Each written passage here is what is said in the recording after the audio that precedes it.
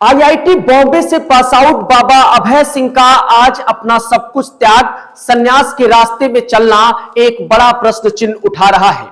क्या आप सोच सकते हैं कि इतने अच्छे एकेडमिक करियर के बाद कोई संत बन जाए? शायद बिल्कुल नहीं।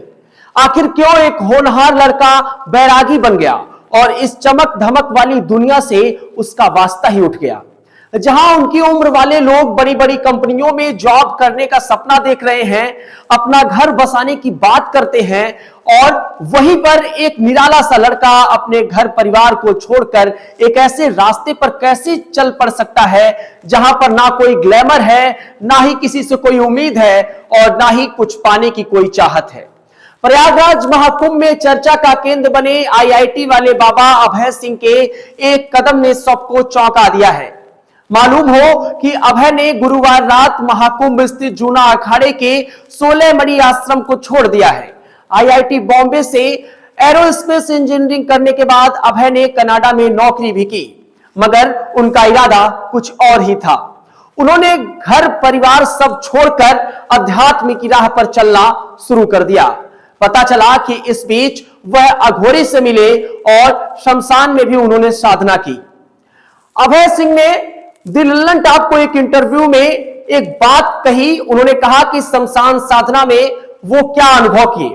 उन्होंने बताया कि एक अघोरी बाबा से मिलने के बाद उन्होंने शमशान में साधना करने का निर्णय लिया। इस दौरान हड्डियां खाने की भी उन्होंने बात बताई। हालांकि वह वहां सिर्फ कुछ ही समय के लिए रहे। अभय ने कहा कि जो उन्होंने दिया वो मैंने खा लिया, सब भगवान का प्रसाद है।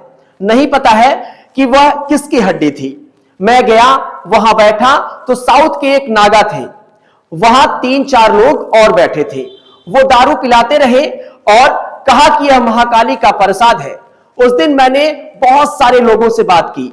मैं सारे दिन बैठकर जटाएं बनाता रहा। उसने मुझे अघोर मंत्र भी दिया। जो उन्होंने मुझे दिया मैं खा लिया और फिर उन्होंने दूसरे को दिया। तब मैंने देखा कि अरे ये तो हड्डी है। फिर सोचा चलो कोई बात नहीं, सब भगवान का प्रसाद है।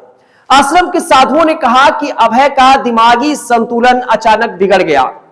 वह यहां नशा करने लगे हैं, नशे में इंटरव्यू देने लगे हैं और इसे सही ठहराने लगे हैं। जूना अखाड़े के आचार्य महामंडलेश्वर अवधेशानंद गिरी के पास भी उन्हें ले जाया गया। वहां ले जाने वाले साधु बताते हैं कि उनकी मानसिक स्थिति देखकर जूना अखाड़े ने फैसला किया कि इन्हें आश्रम छोड़ देना चाहिए और देर रात को अभय सिंह ने आश्रम छोड़ दिया। गौरतलब है कि करीब 40 दिन पहले सोमेश्वरपुरी को अभय सिंह मिले थे। सोमेश्वरपुरी ने कहा कि अभय सिंह जिस आध्यात्मिक स्तर पर हैं, उन्हें गुरु की सख्त जरूरत है। हालांकि फिलहाल अभय सिंह ने किसी को अपना गुरु नहीं माना है। जब मीडिया के लोगों ने अभय सिंह से बात की तो उन्होंने अपने जीवन में इन बदलाव के बारे में बताया और अपने जीवन में इन बदलाव का कारण उन्होंने माता पिता के बीच कलेश को बताया है। अभय सिंह कहते हैं कि जब यह सब कुछ घर के अंदर हो रहा हो तो एक बच्चा यह समझ नहीं पाता कि यह क्या चल रहा है। उस समय आप असहाय होते हैं। उस समय आपको यह पता नहीं होता है कि इस स्थिति में आपको कैसे रिएक्ट करना है, क्योंकि ना तो आपकी समझ उस समय विकसित होती है और ना ही आपके पास उस समय कोई और सहारा होता है। बाबा अभय सिंह की इन बातों से जहन में कुछ सवाल उभर कर आते हैं। क्या वाकई घरेलू हिंसा या पारिवारिक कलेश का बच्चों पर इतना गंभीर प्रभाव पड़ सकता है?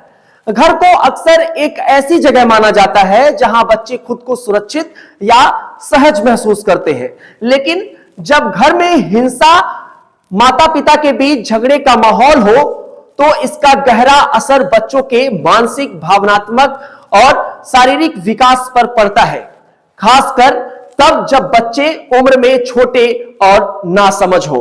वैसे आईआईटी वाले बाबा के विषय में आपके क्या ख्याल हैं? अपनी प्रतिक्रिया इस पर दीजिए। बने रहे बेधड़क खबर के साथ। मैं था आपके साथ विक्की सिंह।